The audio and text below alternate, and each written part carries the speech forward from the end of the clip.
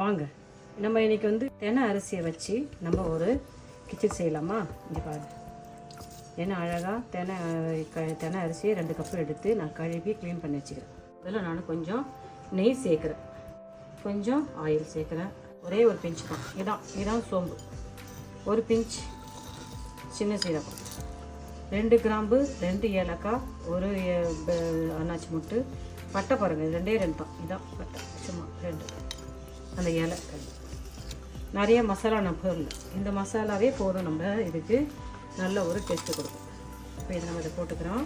இங்கே பாருங்கள், பொடியை நறுக்குன கொஞ்சம் இஞ்சியில் ஆட் பண்ணுறேன். பொடியை நறுக்குன பூண்டு கொஞ்சம் ஆட் பண்ணுறேன். பூண்டு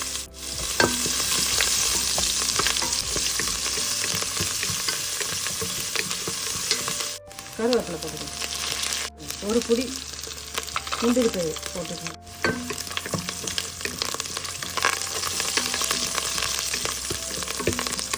நான் 3 பச்சை மிளகாய் சேர்த்துக்கிறேன். உங்களுக்கு வேணுன்னா ஒரு 4-5 பச்சை மிளகாய் சேர்த்துக்கிறேன். இல்லை நான் பொடியாக நறுக்கி வச்ச வெங்காயத்தை ஆட் பண்ணுறேன். ஒரு பொடியாக நறுக்குன்னா ஒரு தக்காளி நம்ம ஆட், கொஞ்சம் எல்லாம் உப்பு சேர்த்து வதக்கணும். உப்பு போட்டுக்கலாம். உப்பு ஆட் பண்ணி வதக்குன்னா தக்காளி வெங்காயம் சீக்கிரமாக வதங்கணும்.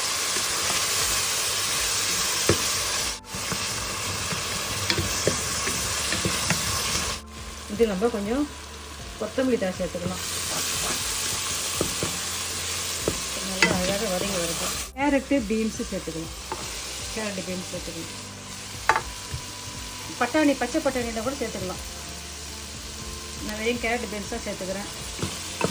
இதுக்கு என்ன காய்கறி இருக்கட்டும் சேர்த்துக்கலாம். பச்சை பட்டாணி. இதில் கொஞ்சம் நம்ம மஞ்சள் தூள் சேர்த்துக்கலாம். கொஞ்சம் பெருங்காயத்தூள் சேர்க்கணும் அவசியம் கிடையாது. கொஞ்சம் வாசனைக்காக பெருங்காயத்தூள் வாசனை தான் அப்போ நல்லாயிருக்கும். உங்களுக்கு பெருங்காயத்தூள் வாசனை பிடிக்கலன்னா பெருங்காயத்தூள் அவாய்ட் பண்ணுங்கள். கரம் மசாலா தூள் நிறையா போடல, 1/4 ஸ்பூன். கொஞ்சம் நல்லாயிருக்கும் அந்த வாசனைக்காக. உங்களுக்கு கரம் மசாலா தூள் வேணுன்னா சேர்த்துக்கலாம், வேணாம் பிடிக்கலன்னா எடுத்துக்கலாம். 2 கப்புக்கு நம்ம 6 கப் தண்ணி வைக்கணும். தண்ணி ஆட் பண்ணிக்கலாம்.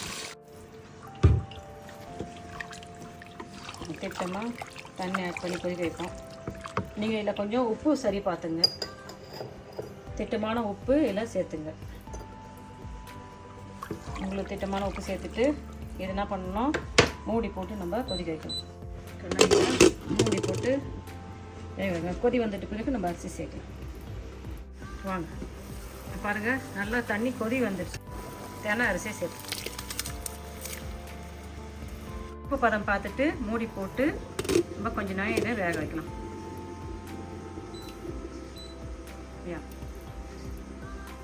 வாங்க இப்போ நம்ம திறந்து பார்க்கலாமா? பாருங்கள், என்ன அழகாக அந்த தெனை வெந்து இருக்குது. பாருங்கள், அழகாக தெனை கிச்சடி ரெடியாக இருக்குது. டேஸ்ட்டு பார்க்கணும். இது கொஞ்சம் தண்ணி மாரி இருக்குது. இன்னும் கொஞ்சம் நேரத்தில் இதை கொஞ்சம் அப்படியே வந்து தண்ணி இருந்தால் காஞ்சிடும். இப்போ தான் நம்ம சாப்பிடணும். போட்ட மசாலாலாம் சேர்ந்து கலந்து அழகாக இருக்குது. சாப்பிட்டு பார்ப்போம் நம்ம. நீங்கள் ஒரு முறை இது போல் செஞ்சு பாருங்கள். ரொம்ப ஹெல்த்தியான, ஆரோக்கியமான, சுவையான தேனையில் செஞ்ச கிச்சடி ரெடி ஆகிடும். நீங்கள் ஒரு முறை செஞ்சு பார்த்துட்டு கமெண்ட்டை சொல்லுங்கள். Bye, thank you.